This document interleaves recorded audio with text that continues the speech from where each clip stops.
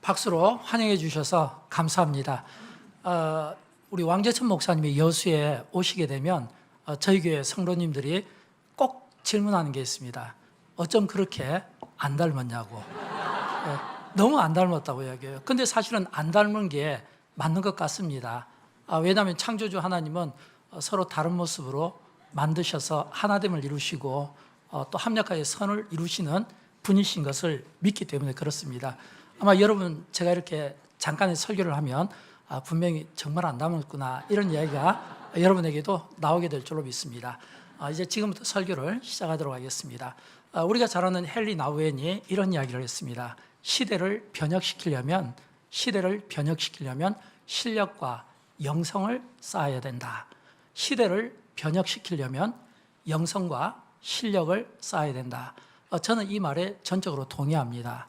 또 뿐만 아니라 오늘 그런 삶을 살았던 한 사람 다니엘의 삶을 여러분과 나누고 싶습니다. 왜냐하면 다니엘은 우리가 이미 익숙하게 많이 알고 있는 바와 같이 어떤 의미로 보면 정말 쓰임받기 어려운 그런 환경을 극복하고 하나님 앞에 그리고 시대 앞에 정말 영향력 있게 쓰임받은 대표적인 인물 가운데 하나이기 때문입니다. 다니엘 하면 딱 떠오르는 게 있죠. 10대에 유다가 바빌론에 의해서 멸망당함으로 이제 이 유다가 멸망당함으로 이 바빌론 포로 생활을 시작하게 됩니다. 10대 어린 나이에. 그런데 그 당시 바빌론의 왕 느부갓네살에게 이 다니엘이 발탁이 됩니다. 한번 상상해 볼까요? 10대 나이에 왕에게 발탁되었다.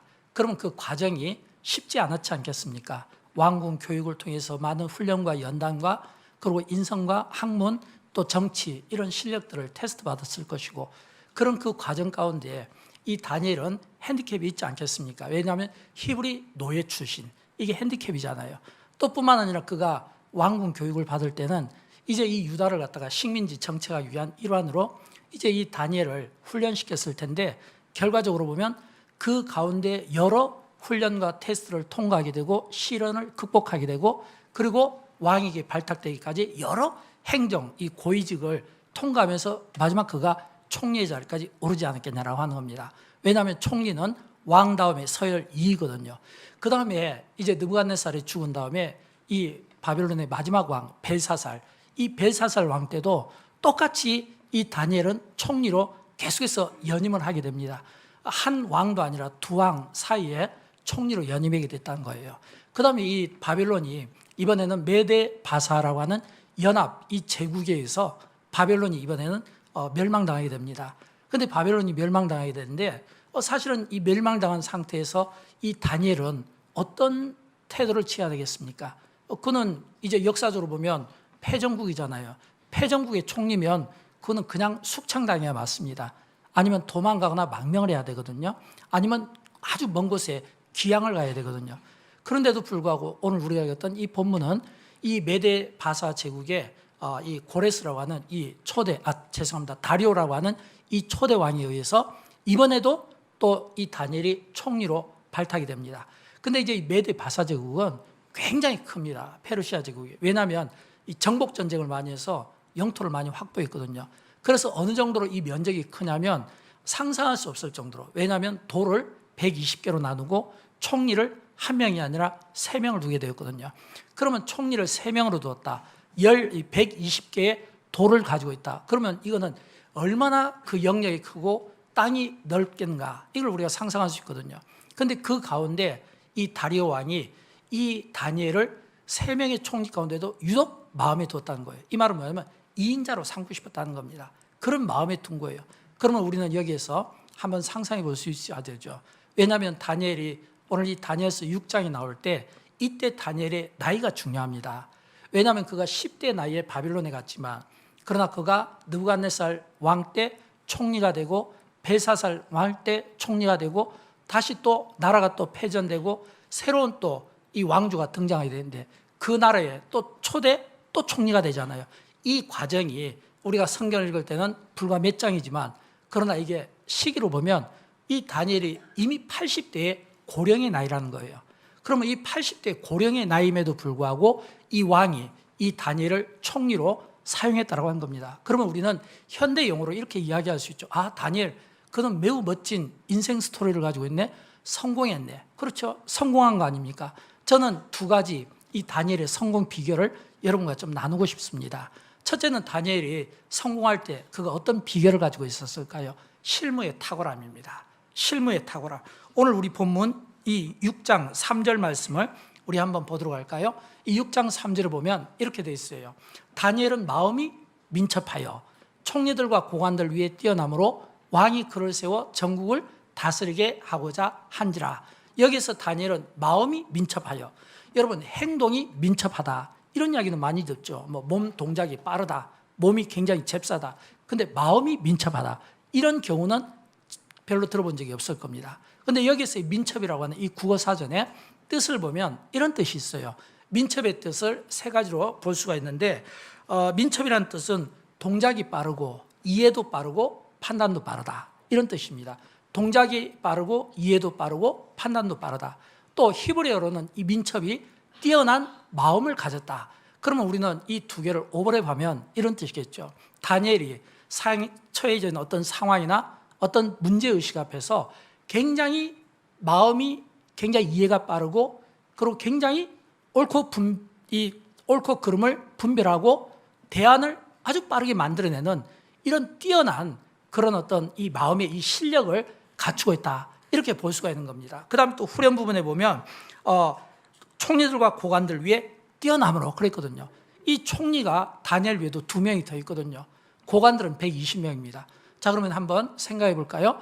이 120명의 고관과 이 총리 2명. 근데 그보다 뛰어나다는 이 의미가 조금 뛰어난 정도가 아니라 그들을 능가하다. 이 말은 이 120명과 이 2명의 이 총리가 이 다니엘을 따라올 수 없을 정도로 굉장히 격차가 벌어진다는 것은 스스로 포기하게 만들고, 그리고 그 자리를 지키는 가장 굳건한 방법 아니겠습니까? 근데 지금 다니엘이 바로 그렇게 사용되고 있다는 거예요.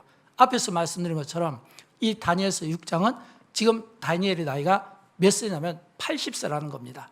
10대부터 80대까지 꾸준하게 이 요동 없이 흔들림 없이 이 어떻게 보면 승승장구하는 이런 모습을 오늘 성경은 우리에게 설명해 주고 있는 겁니다.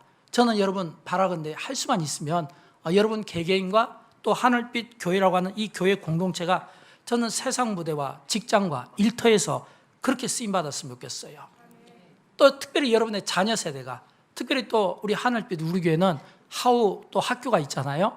많은 자녀 세대가 있고 많은 교육기관이 있고 또 여기에서 또 이렇게 대안학교로 또 배우는 자녀들이 있잖아요. 이 자녀들이 정말 이 다니엘처럼 쓰임받았으면 좋겠어요. 지금 당장은 아니더라도 훗날 여러분의 세대, 여러분이 이 세상에서 눈을 감기 전에 저는 여러분의 자녀들이 이런 멋진 인생을 사는 것을 반드시 여러분의 생에서 보기를 주님의 이름으로 축원드립니다. 그런 삶을 봤으면 좋겠어요. 그 다음에 두 번째, 이 다니엘에게서 또 배운 게 있습니다. 그의 성공, 그 두 번째 원인은 높은 도덕성을 꼽을 수 있습니다. 본문 4절을 한번 볼까요? 본문 4절을 보면 이런 말씀이 나오죠. 이에 총리들과 고관들이 국사에 대하여 다니엘을 고발할 근거를 찾고자 했으나 아무 근거, 아무 허물도 찾지 못하였으니 이는 그가 충성되어 아무 그릇됨도 없고 아무 허물도 없음이었더라. 자, 여기에서 이에 총리들과 고관들이 국사에 대하여 다니엘을 고발할 근거를 찾고자 했으나 이랬거든요. 이 말은 뭐냐면 이 총리들과 이 고관들이 지금 이 다니엘에 대해서 뭔가 고발 근거를 찾고 싶었다는 겁니다. 그래서 찾고 싶었는데 아무 그릇됨도 없고 아무 허물도 없다. 이 이야기는 다니엘이 굉장히 도덕성이 높다는 거예요. 여러분, 오늘 우리 시대에 예를 들어서 우리가 고위 관료나 또는 어떤 높은 직책에 들어가기 위해서는 반드시 거쳐야 되는 게 있습니다. 실력만 갖고는 안 되죠. 도덕성이 필요한 거예요. 그래서 이 모든 것들이 조건이 다 갖춰져 있는데도 불구하고 이 도덕성의 이 결점 때문에 차라리 높이 올라가지 않으면 발견되지 않을 일들이 높은 자리에 올라가면서 발견되어서 낙마하는 경우를 많이 보는데, 이거는 비단 우리 시대만 현상이 아니라 이미 다니엘 시대 그 시대도 똑같은 이런 도덕성이 그 시대에도 요구가 되었다라고 하는 것입니다. 그러면 이 총리와 고관들이 왜 그처럼 다니엘을 이 고발할 근거를 찾고 싶어 했을까요? 질투심 때문에 그래요. 어떤 질투심일까요? 여러분, 다니엘은 그 신분이 히브리 사람이잖아요. 다니엘의 신분이 히브리 사람이라는 것은 그가 유다가 멸망함으로써 히브리 노예 신분으로 바벨론에 왔고, 또 바벨론에 있을 때는 총리였잖아요.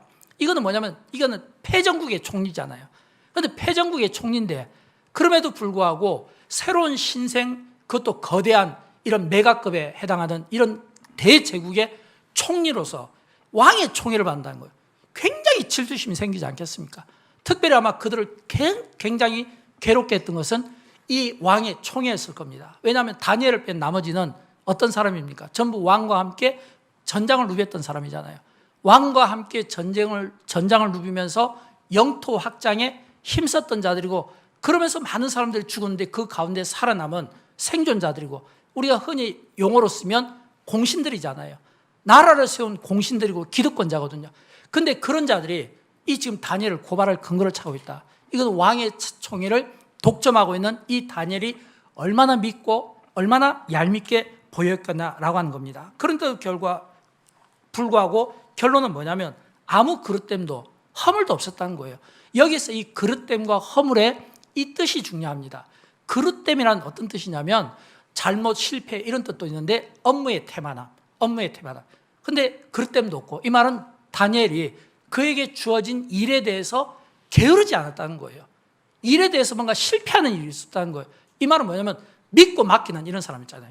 뭐든지 믿고 맡기면 아멘하고 충성하고 따르는 이런 사람이었다는 겁니다. 또 허물은요, 이게 타락하다 부정하다 도덕적 타락이거든요. 높은 자리에 있으면 이 뿌리치기 어려운 유혹들이 많습니다. 예를 들어서 청탁이 있잖아요.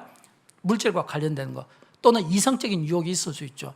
또는 명예라든지 또는 출세기들이 있잖아요. 이런 것들은 사실은 높은 자리에 있으면 막 자기를 이렇게 올려주면은 진짜 뿌리치기 어렵거든요. 그런데도 불구하고 다니엘에게서는 그릇됨도 없고 허물도 없더라. 찾아볼 수가 없더라. 굉장히 높은 도덕성을 갖고 있는 것을 우리에게 보여주고 있는 겁니다. 척 스미스 목사님이라고 계십니다. 미국의 갈버리 채플의 담임 목사님이신데 이분이 이런 이야기를 했어요. 우리가 진실을 타협할 때 하나님은 움직이지 않습니다. 그러나 진실을 지키고 도덕을 지킬 때, 진실하신 하나님은 우리와 함께 하십니다. 여러분, 맞는 말이죠. 저는 저와 여러분 우리가 그렇게 살았으면 좋겠어요. 우리에게 주어진 일에 대해서 실무에 탁월함을 갖는 그런 탁월성이 우리에게 있었으면 좋겠고, 또 뿐만 아니라 이 시대가 오늘 우리에게 요구하고 다니엘 시대에서 그 시대가 요구했던 높은 도덕성, 오늘 우리 시대가 이 도덕성 때문에 빛과 소금의 역할을 하지 못하고 도덕성 때문에 이 빛과 역할의 이 소금을 하려다가 낙마하는 이런 안타까운 이 현실 속에서 오늘 우리 시대가 진짜 보고 싶어하는 모습은 뭡니까? 빛과 소금이거든요. 그 근거가 뭐예요? 도덕성이거든요. 이런 이 높은 이 도덕성을 저와 여러분이 회복하고 앞장설 수 있기를 주님의 이름으로 축원드립니다. 이런 도덕성이 높아야 돼요. 여러분, 저는 다니엘을 보면서 그런 생각을 합니다. 다니엘은 정말 그 시대에 영향력 있게 쓰임받은 정말 하나님의 사람이구나. 바벨론 때도 영향력 있게 쓰임받았고, 메데 바사 제국에서도 영향력 있게 쓰임받았고, 또 뿐만 아니라 우리에게도 그런 소망이 있어야 되지 않겠습니까? 우리가 찬양 가사할 때 우리에게는 소원이 있네, 여러분 각자에게는 소원이 있잖아요. 그러나 그 소원들이 많이 있지만, 그러나 하나님이 이 세상에 우리를 남겨두시고 이 세상에 두신 목적이 뭐겠습니까? 저는 질문합니다. 하나님, 왜 저를 이 세상에 두셨나요? 왜 이 하늘빛 우리에게를 두셨나요? 이런 이 질문을 할 때 두 가지는 제가 얻을 수 있을 것 같아요. 하나는 너를 구원하기 위해서. 여러분, 우리가 이 세상에 존재하는 목적이 뭡니까? 하나님의 구원을 얻기 위함이잖아요. 두 번째, 구원받은 백성이 해야 될 일이 뭐예요? 구원받은 백성이 해야 될 일은 세상에서 빛과 소금처럼 사는 겁니다. 빛과 소금처럼 산다는 것은 내가 세상에 뭔가 영향력을 가지고 이 세상의 누룩과 같은 이런 삶을 우리가 살아드는 것 아니겠습니까? 저는 다니엘에게서 힌트를 얻습니다. 다니엘, 그는 세상에서 정말 영향력을 끼친 사람인데 어떤 영향력을 끼쳤을까요? 세 가지를 꼽을 수 있는데, 첫째 영향력은 하나님의 도우심을 받았다라고 하는 겁니다. 하나님의 도우심. 여러분, 우리가 이 세상에 살아가다 보면 넘어질 일이 많습니다. 쓰러질 일이 많습니다. 물질의 문제, 건강의 문제, 가정의 문제, 자녀의 문제, 부부간의 문제, 실족당할 일이 많습니다. 우리가 드라마 같은 데 보면 매 드라마가 보면 울고 짜고 찡찡대고, 이게 뭐냐면 전부 다 우리가 삶이 그처럼 피곤하다는 거예요. 여러분, 예수님께서 말씀해 주셨잖아요. 수고하고 무거운 짐진 자들아 다 내게로 오라. 이 말은 인생의 이 수고, 우리가 짊어지고 있는 이 인생의 짐이 얼마나 무거운가를 알고 있는 거예요. 그래서 우리가 이 세상을 살아가려면, 힘있게 살아가려면, 영향력 있게 살아가려면 하나님의 도우심이 필요한데, 저는 이 하나님의 도우심을 어디에서 찾냐면 지혜에서 찾고 싶어요. 지혜. 왜 지혜가 필요할까요? 이 세상에서 영향력 있게 살아가기 위해서는 무엇보다 하나님의 지혜가 필요합니다. 힘이 이 세상을 지배하는 게 아니에요. 물질이 지배하는 게 아니에요. 어떤 인맥이 지배하는 게 아니에요. 어떤 구조가 지배하는 것이 아니라 성경 속에 나오는 믿음의 사람들의 특징 가운데 하나는 지혜를 가지고 있다는 겁니다. 그리고 이 지혜는 어디에서 오냐면 하나님께로부터 주어진다는 거예요. 우리 성경 한번 보도록 할까요? 잠언에 보면 이런 말씀이 나와요. 잠언 2장 6절에 보면 대저 여호와는 지혜를 주시며 그랬잖아요. 여호와는 지혜를 주시며, 하나님이 우리에게 지혜를 주시는 분이신 것을 말씀하고 있는 겁니다. 다니엘서도 마찬가지입니다. 다니엘서 1장 17절에 보면 하나님이 이 네 소년에게, 네 소년, 이건 다니엘과 세 친구를 이야기하는데, 학문을 주시고 모든 서적을 깨닫게 하시고 그 다음 뭐라고 됐냐면 지혜를 주셨으니, 그때도 하나님이 지혜를 주셨으니 그랬잖아요. 지혜를 주시는 분이 하나님이십니다. 이 말은 지혜의 근원이 하나님께 있다는 겁니다. 여러분, 우리가 이 세상을 살아갈 때는 지식이 필요합니다. 근데 이 지식은 우리의 노력과 수고로 얻어지는 거예요. 우리의 열정으로 얻어지는 거예요. 그러나 우리의 이 지식이 얻어지더라도 이 지식이 내가 이 세상에서 바르게 쓰임을 받으려면 지혜가 필요해요. 왜요? 잘못된 지식은 내가 기독교 이단으로 빠질 수 있고, 잘못된 지식은 내가 잘못된 사상으로 빠져서 내 몸과 육신을 망가뜨릴 수 있거든요. 그래서 우리에게는 지식도 중요하고 명예도 중요하고 물질도 중요하고 건강도 중요하지만, 그러나 이것을 사용할 수 있는 가장 중요한 하나님의 지혜가 우리에게 임할 때 이 지혜가 지식과 더불어져서 저와 여러분의 삶을 복되게 한다는 사실을 믿으시기 바랍니다. 저는 저와 여러분, 우리가 이 세상을 살아가면서 이런 지혜를 많이 누렸으면 좋겠어요. 이 지혜는 어디에서부터 온다고요? 하늘에서부터, 하나님께로부터 하나님이 주시는 선물이라는 거예요. 그러면 여러분, 하나님이 우리에게 지혜를 주신다면 그러면 이 지혜를 우리가 어떻게 해야 될까요? 야고보서에 보면 이런 말씀이 나오죠. 야고보서 1장 5절에 있는 말씀인데 우리 같이 한번 읽어보도록 할까요? 너희 중에 누구든지 지혜가 부족하거든 모든 사람에게 후히 주시고 꾸짖지 아니하시는 하나님께 구하라 그리하면 주시리라. 아멘. 그렇거든요. 무엇을 말할까요? 지혜가 부족하거든. 지혜가 부족하거든. 여러분, 지식이 부족하면 노력해야 됩니다. 밤새워서 공부해야 돼요. 열심히 학원도 다니고 여기저기 참고 서적들을 봐야 되겠죠? 근데 지혜가 부족하면 성경은 우리에게 어떻게 고면하냐면, 지혜가 부족하면 꾸짖지 아니하시는 하나님께 구하라 그리하면 주시리라 그랬거든요. 이 지혜는 하나님이 주시는데 이 지혜를 우리가 어떻게 구하냐면 기도로 구하는 겁니다. 저는 저와 여러분, 우리의 기도의 삶이 하나님의 지혜를 얻기를 원하고, 하나님의 이 지혜를 통해서 세상을 이기고 세상을 힘있게 살아갈 수 있는 능력들이 그 지혜를 통해 공급되기를 진심으로 축복합니다. 그래서 이 두 번째가 뭐냐면 이 기도의 삶인 것입니다. 그래서 세상에서 영향력 있게 살려면 무엇보다 우리가 기도의 사람이 되어야 된다라고 하는 겁니다. 저는 그런 의미에서 이 다니엘은 진짜 지혜가 많았는데 이 지혜가 그 지혜의 그 어떤 뭐냐면 그 동기부여가 기도에서 시작된 것을 봅니다. 우리가 잘 아는 대표적인 본문 다니엘서 6장 10절을 보면 이런 말씀이 나오잖아요. 우리가 잘 아는 말씀이죠. 다니엘이 이 조서에 왕의 도장이 찍힌 것을 알고도. 자, 여기서 이 다니엘은 지금 총리잖아요. 그것도 이 총리인데 왕의 마음에 들었습니다. 여러분, 왕의 마음에 들었다는 것은 어떤 뜻일까요? 왕의 마음을 다니엘이 읽어냈다는 겁니다. 또 다니엘이 하고자 하는 그 일에 대해서 왕이 이해를 했다는 겁니다. 오늘 우리 시대의 가장 이 키워드 가운데 하나는 뭐냐면 소통이잖아요. 그러니까 적어도 이 다니엘이 이 조세에 도장 찍힌 것을 알았다, 이 이야기는 왕의 총애를 받았는데, 그러면 이 다니엘은 왕과 소통이 잘 되고 있었다는 거예요. 또 뿐만 아니라 총리니까 누구보다도 이 조세의 의미를 정확하게 알지 않겠습니까? 이 조세의 의미는 이 조서를 어기면 사자굴 속에 들어가는 거예요. 근데 이 조서가 왜 쓰여졌을까요?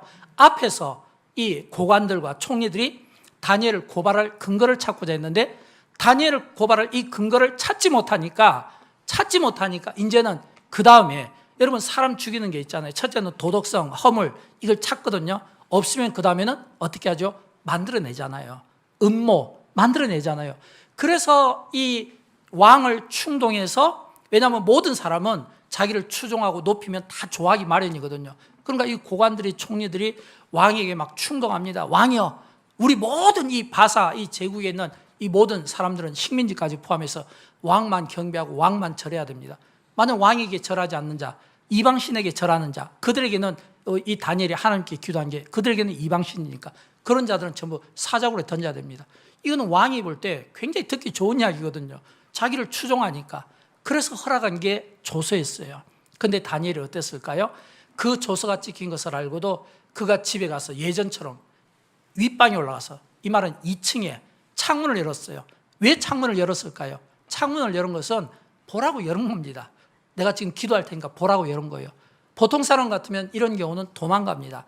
예수님의 제자들이 예수님께서 십자가를 질 때 다 전부 다 집에 숨어서 문 닫고 창문 닫고 여기저기 다 이렇게 폐쇄한 것과 다르게 보라는 거예요.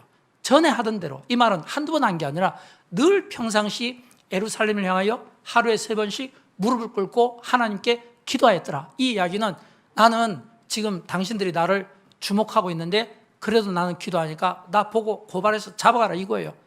그래서 다니엘이 사자굴 속에 들어간 겁니다. 여러분, 다니엘이 사자굴 속에 들어갈 때 이 다니엘을 사자굴 속에 넣은 사람들은 어떤 생각일까요? 굉장히 막 기분이 좋겠죠. 막 승리를 자축하지 않겠습니까? 여러분, 예수님께서 십자가를 지시고 못 박혀 무덤에 장사 지낸 바 되셨다가 사흘 만에 부활하셨잖아요. 부활의 아침, 그 영광을 보여주셨잖아요. 그 부활의 영광에 모든 어두운 그림자들이 사라진 것처럼 이 다니엘이 사자굴에 던져졌을 때 하나님은 천사를 보내 이 사자들을 전부 입을 봉해서 편안한 단잠을 자게 합니다. 다음 날 아침 일찍 다리오 왕이 옵니다. 그래서 그 다니엘이 갇힌 그 사자굴을 향해서 다니엘아, 다니엘아, 너희 하나님이 너를 살려두셨느냐? 라고 이야기할 때 다니엘이 왕이여 만수무강하옵소서. 이 이야기는 왕이여 하나님께서 왕이 원하고 바라던 바대로 나를 살려주셨습니다. 이 고백 아니에요. 그러니까 이 다리오가 놀래가지고 이 다니엘을 끄집어내고 다니엘을 고발했던 자들을, 그 가족 자녀들까지 전부 사자굴에 던졌는데 성경에 보면 땅에 닿기도 전에 그 사람들의 뼈가 다 으스러지고 부서졌다, 이렇게 이야기합니다. 그리고 그 다음에 이 다리오가 하나님을 갖다 높이는 거예요. 어떻게 높일까요? 다니엘서 6장 25절부터 27절을 보면 다리오 왕이 온 땅에 있는 모든 백성과 나라들의 언어가 다른 모든 사람들에게 조서를 내리는데 120개 도에 내 나라 관할에 있는 사람들은 다 나 다니엘의 하나님 앞에서 떨며 두려워할지니. 그 다음에 우리 같이 한번 읽어보도록 할까요? 그는 살아계신 하나님이시요 영원히 변하시지 아니실 이시며. 다리오, 이렇게 이야기하고 있죠. 저는 사랑하는 여러분, 이처럼 이 다리오 왕이 지금 그가 하나님 앞에 지금 고백하고 있잖아요. 이 고백은 뭐냐면 하나님은 살아계신 하나님이십니다. 하나님은 영원히 변하시지 아니하시는 분이십니다.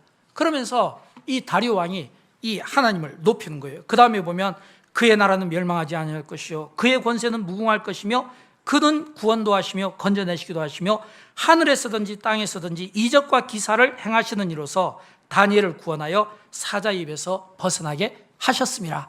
기가 막힌, 여러분 이게 지금 믿음 있는 사람의 이야기가 아니라 이방인의 이야기입니다. 우리가 세상에서 영향력을 끼친다는 건 다른 게 아니에요.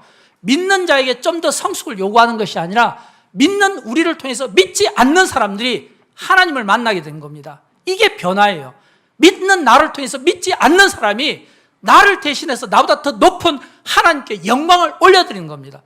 이방 나라의 왕, 그가 120개 모든 이 도에 조서를 쓰고 이 하나님을 높이면서 하나님은 그의 권세는 무궁하며 그는 구원도 하시고 건져내시기도 하며 이거는 죽은 자도 살리시고 사자굴에서도 건져내시는 하나님이시다. 기가 막힌 이 고백을 하고 있다는 겁니다. 저는 여러분 이런 이 다니엘의 이 모습을 보면서 이렇게 이야기합니다. 여러분 우리는 이렇게 듣고 싶잖아요. 사람들이 나를 평가해 줄 때 우리 장로님은 정말 기도를 많이 하셔. 우리 권사님은 정말 기도를 많이 하셔. 우리 교회 청년의 부장은 정말 기도를 많이 하는 것 같다. 여러분 이런 이야기를 듣고 싶죠? 근데 저는 그렇게 이야기하고 싶지 않아요. 이렇게 도전하고 싶어요. 만약 다니엘을 우리가 천국에서 만난다면 다니엘은 이렇게 이야기할 거예요. 여러분 저는 기도하는 사람이 아니었습니다. 저는 기도 응답을 받은 사람입니다. 이렇게 이야기하고 싶을 거예요. 여러분 이렇게 한번 생각의 패턴을 바꿔보시겠습니까? 나는 기도하는 사람이 아니라 기도 응답을 받는 사람이다. 여러분, 기도하는 사람으로 남는 것이 아니라 기도 응답을 많이 받는 사람으로 기억되기를 진심으로 축복합니다. 여러분, 어떻게 하면 우리가 기도 응답을 많이 받을까요? 이 다니엘의 삶에서 우리가 배우는 것은 이 기도 응답을 많이 받기 위해서는 무엇보다 몇 가지 마음가짐이 필요합니다. 첫째는 뭐냐면 하나님께만큼은 모든 것을 말할 수 있어야 돼요. 여러분, 하나님은 어떤 분입니까? 우리 머리카락 하나까지 세시는 분이시잖아요. 우리 몸에 있는 모든 내장과 폐부를 아시는 분이시잖아요. 사람은 외모를 보지만 하나님은 그 중심을 보신다고 말씀하시잖아요. 이 말은 하나님은 속일 수 없다는 거예요. 속일 수 없는 하나님, 속지 않으시는 하나님 앞에서 우리의 기도가 보면 너무 미사여구가 많고 진실된 그런 기도보다는 진실하지 못한 기도가 많을 수 있고, 다른 사람을 의식해서인지 그 기도가 세련돼 보이고 뭔가 화려해 보일 수 있을지는 몰라도 하나님이 듣고 싶어 하는 거예요. 그게 아니라 이거예요. 나에게만큼은 솔직히 이야기했으면 좋겠다 이거예요. 여러분, 우리가 많은 경우 기도 생활에서 우리가 수정이 필요한 것은 하나님에게만큼은 내 속에 진짜 담고 있는 이런 어떤 쓴마음, 쓴뿌리, 원통, 원함, 또는 우리가 어떤 가지고 있는 마음의 간절함, 이런 것들을 토해낼 수 있어야 된다는 거예요. 그 다음에 두 번째, 우리가 기도할 때 내가 원하는 것을 가지고 기도하지 말고 하나님이 나에게 무엇을 원하시는가를 이게 깨닫는 것이 중요합니다. 예수님께서 기도하실 때 나의 원대로 마옵시고 아버지의 뜻대로 되기를 원하나이다 라고 말씀하신 것처럼 우리의 기도가 내가 원하는 것이 아니라 하나님이 원하시는 것. 우리는 너무 많은 이런 우리의 기도가 익숙해 있어요. 내가 원하는 것, 일용할 양식에 익숙해져 있고, 자녀 문제, 가정 문제, 물질 문제, 건강 문제, 이런 문제들이 익숙해져 있고, 이런 이 기도가 자꾸 흐르다 보면 자꾸 우리는 기복적인 신앙으로 갈 수밖에 없고, 하나님이 원하시는 바와는 점점 우리가 거리가 멀어질 수밖에 없는 거예요. 그래서 우리의 기도는 하나님, 내가 이것을 원합니다. 그러나 내가 나의 원대로 되기보다는 하나님이 나에게 이 기도를 통해서 무시로 말씀해 주시고 성령으로 말씀해 주시고 말씀을 통해서 저에게 말씀해 주시면 제가 듣겠습니다 라고 하는 이 하나님의 음성에 귀를 기울이는 주님이 나에게 진짜 원하시는 모습이 있잖아요. 그 모습, 이걸 갖다 우리가 회복하는 것이 중요합니다. 세 번째는 믿음의 기도를 드려야 됩니다. 믿음의 기도. 여러분, 우리의 믿음이 얼마나 있을까요? 얼마나 우리의 믿음이 클까요? 저는 여러분, 우리가 이 믿음을 자랑하지 않았으면 좋겠어요. 왜일까요? 예수님께서 공생의 기간 중에 두 부류가 있었잖아요. 무리와 제자들이었습니다. 근데 이 무리는 특징이 뭐냐면 은혜 받는 그룹이에요. 오병이어 이런 어떤 거기에서 수만 명이 모여서 예수님께서 말씀해 주시고 오병이어 기적을 통해서 이게 뭐냐면 충만함을 누리는. 그래서 이 무리는 특징이 항상 어린아이처럼 은혜를 받습니다. 그래서 작은 믿음이라도 그 작은 믿음이 주님을 감동시키는 거예요. 여러분, 이 무리에게서 주님이 어떤 믿음의 태도를 가졌습니까? 내 믿음이 너를 구원했다. 야, 소자야, 안심하라. 내 믿음이 너를 살렸다. 내 믿음이 너를 건졌다. 구원했다. 이거는 뭐냐면 전부 이게 은혜 그룹이거든요. 근데 제자들에게는 그렇게 말씀하시잖아요. 제자들에게는 좀 자존심을 많이 끌고 놓습니다. 믿음이 이거밖에 되지 못하니? 너의 믿음이 이 산을 여기서 옮겨서 저기까지 명예라도 돼야 되는데 왜 하지 못하냐 이거요. 어찌하여 믿음 없는 행동을 하냐. 이건 뭐냐면 전부 제자들에게 하신 말씀이거든요. 주님이 보실 때 이 제자의 기준은 상당히 높은 믿음을 요구하는 겁니다. 왜일까요? 이 믿음 약하신 분들, 신앙생활 하신 지 얼마 안 되는 분들은 어린아이 같은 단순한 기도를 드립니다. 근데 이런 단순한 기도가 기도 응답이 굉장히 빨리 와요. 하나님 이것 좀 주세요. 저것 좀 주세요. 이것 좀 해주세요. 이거는 굉장히 단순하고 때묻지 않은 깨끗한 소박한 기도니까 잘 들어주는 거예요. 근데 믿음이 있는 사람들의 이 기도는 상당히 높은, 여러분 제자훈련 받잖아요. 사역훈련 하잖아요. 또 제자훈련, 사역훈련 통해서 더 높은 또 순장훈련 받지 않습니까? 이렇게 내가 믿음 생활을 오래 하고 믿음의 연수가 있고 교회 직분이 있으면 그에 걸맞는 믿음의 기도를 드려야 되는데, 우리의 문제는 우리가 하나님께 믿음으로 구하고 내가 믿지를 못하는 거예요. 내가 믿음으로 구해놓고 믿지를 못하는 거예요. 믿음으로 구했으면 믿어야 되는데, 다니엘의 이 기도를 보면, 사드락과 메삭, 아벳느고의 기도를 보면 믿은 대로 구한 거예요. 여러분, 이 다니엘이 사자굴 속에 던져졌습니다. 그가 사자굴 속에 던져진 것은 어떤 의미일까요? 왕을 이렇게 배신하거나 왕의 명령을 따르지 않기 위해서 그가 사자굴 속에 들어간 게 아닙니다. 그는 하나님 앞에 기도하는 사람이라고 하는 자신의 그 정체성 때문에 들어간 것이지, 결코 왕에게 불복종하는 그런 법을 어기기 위해서 일부러 문 열어놓고 기도한 게 아니라는 거예요. 기도의 사람, 내가 비록 사자굴에 던져질지라도 믿음으로 내가 하나님 앞에 기도하면, 믿음으로 기도하는 이 믿음의 기도에 하나님께서 반드시 응답한다고 하는 이 믿음 있잖아요. 저는 이런 이 믿음의 이 기도하는 사람의 정체성을 저와 여러분이 보여줄 수 있기를 주님의 이름으로 축원드립니다. 기도하는 사람들은요, 네 번째, 기도하는 정체성이 있어야 되는 거예요. 내 믿음을 증명할 수 있어야 된다 이거예요. 우리는 많은 경우 믿음을 자랑하지만, 그러나 이 믿음을 얼마만큼 우리가 증명하며 살아가냐라고 했을 때는 그렇게 많지 않은 것을 봅니다. 저는 여러분 소원합니다. 믿음으로 기도했으면, 믿음으로 구했으면 의심하지 마십시오. 믿음으로 구하는 자들에게 가장 큰 적은 의심입니다. 이 의심은 사탄이 주는 거예요. 사탄은 우리에게 끊임없이 믿음으로 밤새워 기도하고 방언으로 기도하고 밤을 새우고 작정하게 기도하고 금식하게 기도했는데, 이 사단이 한번 흔들면 어차피 안 될 거야. 그래도 기도했으니까 된 거야. 기도했으니까 된 것이 아니라 기도했기 때문에 반드시 응답을 받아야 된다. 여기까지 우리의 믿음을 끌어올릴 수 있기를 주님의 이름으로 축원드립니다. 그래서 여러분 앞으로는 이렇게 여러분에게 호칭이 붙었으면 좋겠어요. 저기 장로님은 기도를 많이 하는 장로님이 아니라 저 장로님은 기도 응답을 많이 받는 장로님이야. 저 권사님은 진짜 기도를 응답을 많이 받는 권사님이야. 여러분의 수식어에 이 기도의 응답 많이 받는 장로님, 권사님, 평신도가 될 수 있기를 주님의 이름으로 축원드립니다. 세 번째는 우리가 이 세상에서 영향력을 끼치려면 첫째는 실무에 탁월해야 되고, 두 번째는 기도의 사람, 그리고 기도 응답의 사람이 돼야 되고, 세 번째는 주어진 환경에 최선을 다하는 것이 중요합니다. 오늘 본문 4절 말씀을 우리 다시 한번 볼까요? 우리 같이 한번 읽어보도록 합니다. 이는 그가 충성되어 아무 그릇됨도 없고 아무 허물도 없음이었더라. 아멘. 여러분 여기에서 이 다니엘이 그가 충성되어 라고 했을 때 이 충성의 의미가 어떤 의미냐면 최선이라는 말로 바꾸면 좋겠어요. 그가 충성되어, 이 말은 그가 최선을 다해서 아무 그릇됨도 없고 아무 허물도 없음이었더라.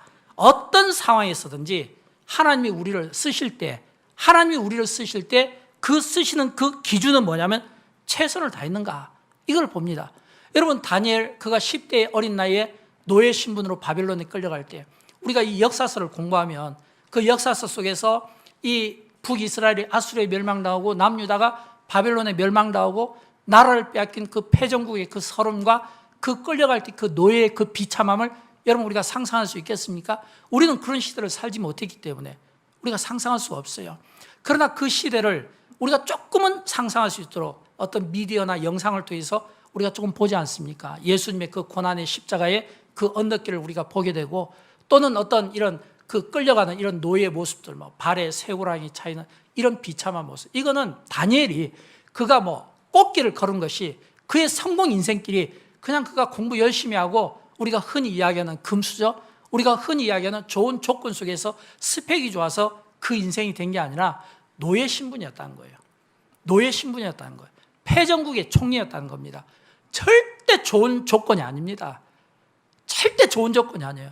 그런데도 불구하고 최선을 다했다, 이 이야기는 이렇게 생각할 수 있죠.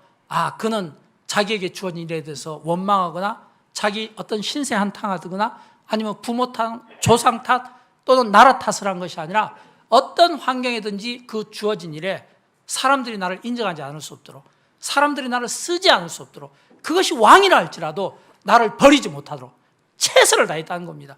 여러분 주변에 만약 이런 최선을 다하는 분을 만나면 여러분 버릴 수 있겠습니까? 포기할 수 있겠습니까? 포기 못해요. 이때 다니엘의 나이가 몇 세냐면 80세라고 제가 말씀드렸잖아요. 80세의 나이에도 포기할 수 없는 그런 그 실력을, 영성을 겸비한 사람이 누구냐면 바로 다니엘이거든요.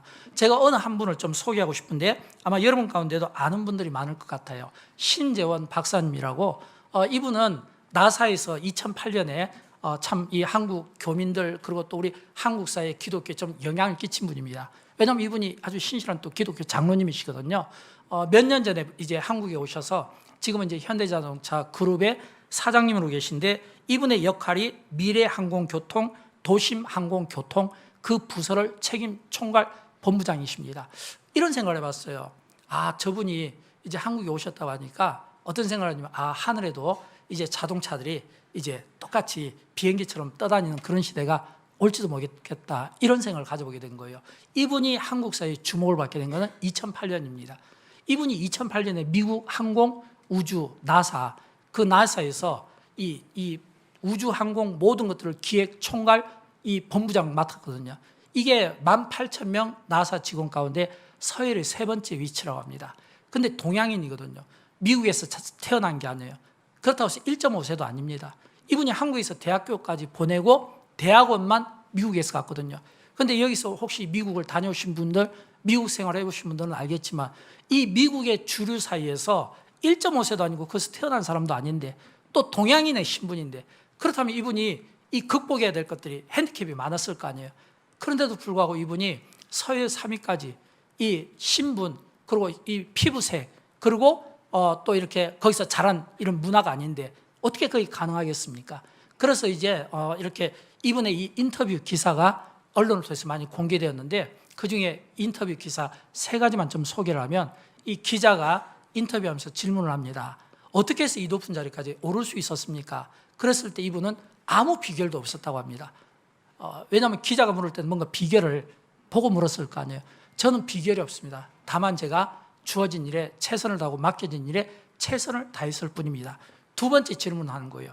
동양인인데 어떻게 이렇게 올라갈 수 있어요? 사실 동양인이기 때문에 올라간다는 건 정말 어려운 거였어요. 왜냐하면 이분의 그 글에 보면 동양인들은 그냥 나사에 들어갔다는 그 자체만 하더라도 그게 행복이고 그 자체만 하더라도 어느 정도 이게 상당히 자존감이 있기 때문에 더 올라갈 이런 생각보다는 자리 지키고 주어진 월급 받으면서 명예롭게 살고 싶은 이게 동양인들의 습성이었다는 거예요.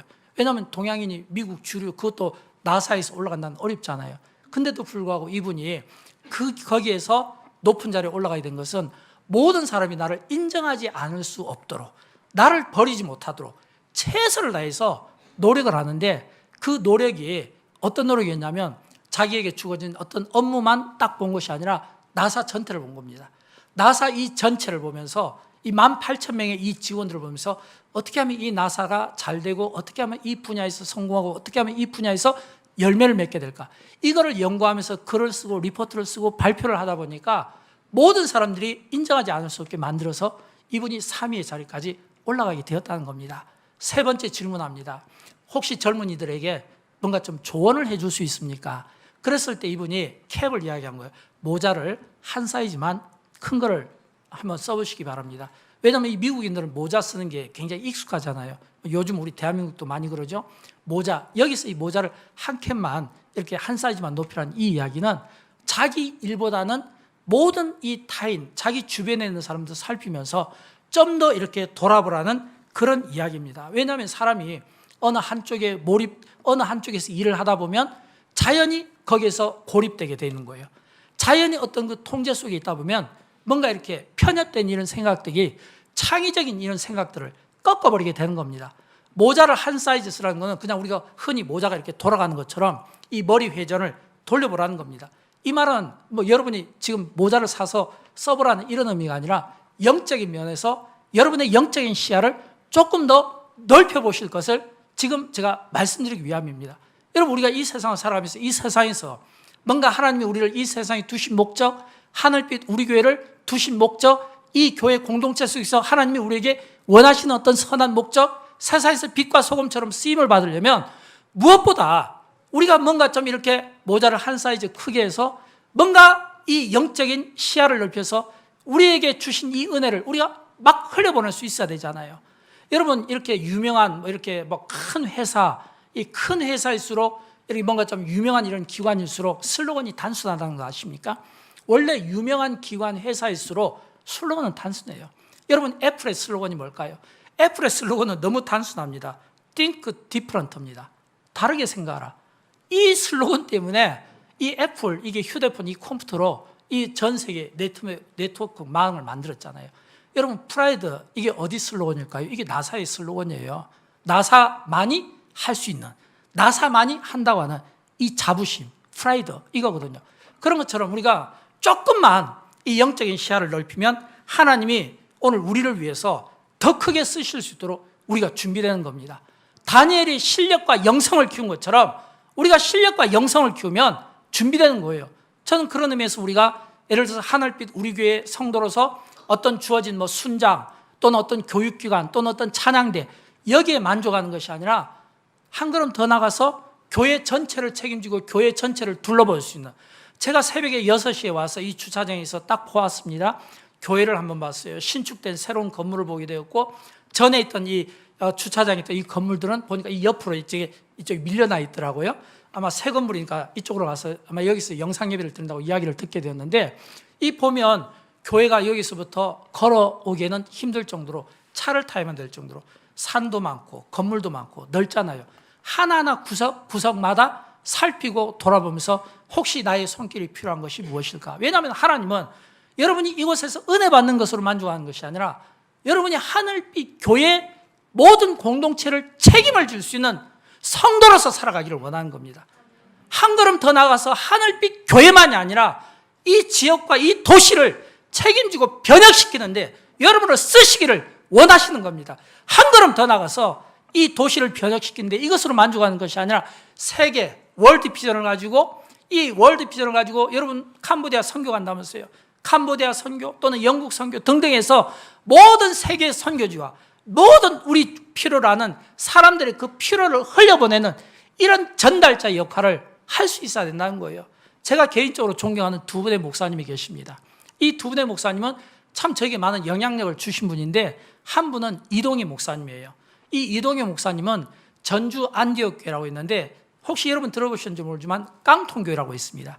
이 전주 안디옥 교회는 작은 교회예요. 깡통교회인데, 이 깡통교회가 단일교회인데 선교사를 430명이나 파송했어요. 430가정을. 제가 알기로는 우리 대한민국에서 단일교회로서 가장 큰 선교단체로서 430명의 선교사를 파송시키고, 이분은 무소유자예요. 지금 이분의 나이가 80이 넘었습니다. 그런데 80이 넘었는데도 불구하고 지금도 여전히 이 모든 이 안디옥 교회에서 파송하고 바울 선교에서 파송한 이 선교사들을 흘려보낸 일을 해요. 80이 넘었는데 최근에 책을 썼어요. 제가 한 몇 주 전에 방문한 적이 있는데 이야기를 많이 안 하셔요. 저한테 책을 한 권 주더라고요. 이 책이 이분의 뜻이에요. 뭐냐면 굶겨 보내지 마라. 굶겨 보내지 마라. 이분이 철학이에요. 모든 사람들을 굶겨 보내지 않고 모든 선교사들을 굶겨 보내지 않겠다고 하는 이분의 철학이 책 속에 담겨져 있는 거예요. 또 한 분이 더 있어요. 서울 광영교회 가면 감자탕교회라고 있습니다. 이 감자탕교회도 이 조연산 목사님, 이분도 참 훌륭하신 분이에요. 왜냐하면 이분도 전달자의 삶이거든요. 그냥 국내 재난만 있으면, 세계의 재난만 있으면 이 국내든 세계든 이 재난에 이 교회가 발빠르게 대처하고 필요를 채워주고 또 거기에 어떤 그 필요들을 충족시켜주는 기가 막힌 일이거든요. 여러분, 왜 제가 이 이야기를 들을까요? 주님이 우리를 이 세상에 두신 목적은 첫째는 우리가 구원받기 위함입니다. 그러나 구원받은 우리에게 기대하는 모습은 어떤 모습일까요? 하나님이 주신 이 복, 하나님의 복을 세상에 흘려보내는 겁니다. 여러분, 하늘빛 우리 교회 이 주보에 보면, 지금은 모르겠어요. 과거에는 이 하나님의 이 하늘빛 우리 교회가 세상을 충만하게, 온 땅을 충만하게, 그 슬로건 제가 기억나는데 주보에 그런 것처럼 하나님이 우리에게 주신 이 복을 이 온 땅의 모든 필요로 한 자들에게 흘려보내는 이런 거룩한 일들을 저와 여러분이 감당했으면 좋겠어요. 저는 이제 결론적으로 말씀을 마치도록 합니다. 사랑하는 여러분, 제가 다니엘을 설교한 이유가 있습니다. 왜 다니엘을 설교했냐면, 제가 이 짧은 시간이지만 이 다니엘서 6장에 나와 있는 이 다니엘은 그가 10대에 바빌론 포로로 끌려와서 그가 80대까지 쓰임받았다는 것을 강조하고 싶어서 그런 겁니다. 이 말은 뭐냐면, 이 자리에 모이신 여러분 가운데는 젊은 세대도 있습니다. 또 중년 세대도 있습니다. 노년 세대도 있습니다. 여러분, 사도행전 2장 17절에 보면 이런 말씀이 나오잖아요. 너희 자녀들은 예언할 것이요, 너희 젊은이들은 환상을 볼 것이며 너희 늙은이들은 꿈을 꿀 것이라. 이 이야기는 뭘까요? 초대교회가 부흥하게 된 것은 젊은이와 자녀들과 늙은이들이 똑같이 쓰임을 받았다는 거예요. 똑같이 쓰임을 받았다는 거예요.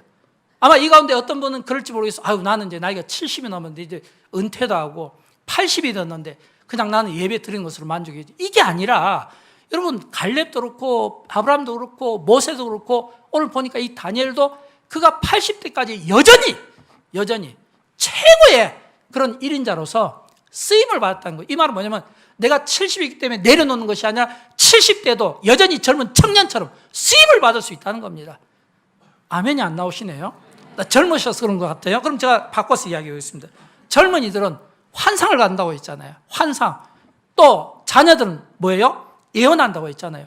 무엇을 말하냐면, 10대에서부터 30대, 50대, 70대, 80대까지 남녀노소 모두가 하나님 앞에 쓰임받는 겁니다. 여러분 건강한 교회에 대한 목마름이 있죠? 건강에 대한 목마름 때문에 이 자리에 앉아 계신 거 아니에요? 제가 이 주변을 돌아보면 참 교역이 불편하겠다. 아 정말 불편하겠다. 이 먼 이 산 꼭대기까지 올라오는데 정말 불편하겠다. 그럼에도 불구하고 그 불편을 감수하고 왜 여기에 앉아 계셔서 예배를 드립니까? 건강한 교회에 대한 목마름, 내 노년에 내가 이렇게 좋은 교회에서 내 인생을 마감하고 싶다고 하는 목마름, 내 자녀들이 이런 좋은 교회에서 어렸을 때부터 하나님의 말씀으로 지혜와 양육 이런 실력들을 잘 겸비했으면 좋겠다고 하는 그것 때문에 우리가 불편함을 무릅쓰고 우리가 이 자리에 있는 거 아니에요? 그렇다면 여러분 우리가 이제 가지는 꿈은 뭐냐면 이 하늘빛 교회가 교회도 세워지고 교육관도 세워지고 모든 조직들이 잘 갖춰져 있고 헌신자들이 많고 그러면 이제는 두 가지가 목적 아니겠습니까? 이 하늘빛 우리 교회가 추구하는 교육, 선교, 구제 이걸 우리가 잘해야 되겠고 두 번째는 더 중요한 건 하나님은 우리를 쓰고 싶어 한다는 겁니다. 80이 되어도 쓰고 싶어 한다는 겁니다. 10살이 되어도 쓰고 싶어 한다는 겁니다. 50세가 되어도 쓰고 싶어 한다는 거예요. 다니엘의 삶을 통해 이렇게 말하고 싶어요. 다니엘을 봐라. 그는 10대에도 쓰임받았지 않냐? 다니엘을 봐라. 그는 50대에도 쓰임받지 않았냐? 다니엘을 봐라. 그는 80세에도 여전히 성령 충만하게 여전히 그의 실력과 영성이 모든 사람들에게 그릇됨 없이 허물 없이 쓰임받지 않았냐? 이런 멋진 인생을 저와 여러분이 살아들음으로 말미암아 훗날 하늘빛 교회에서 여러분들의 이름이 하나하나 회자될 때부터 참 그분 진짜 실력, 영성 끝내줬어. 정말 멋졌어. 기도 많이 한 사람이 아니라 기도 응답이 많았던 분인 것 같다. 기도 많이 하는 것보다 기도 응답을 많이 받았던 분 같다. 이런 믿음의 고백이 저와 여러분에게 되기를 주님의 이름으로 축원드립니다.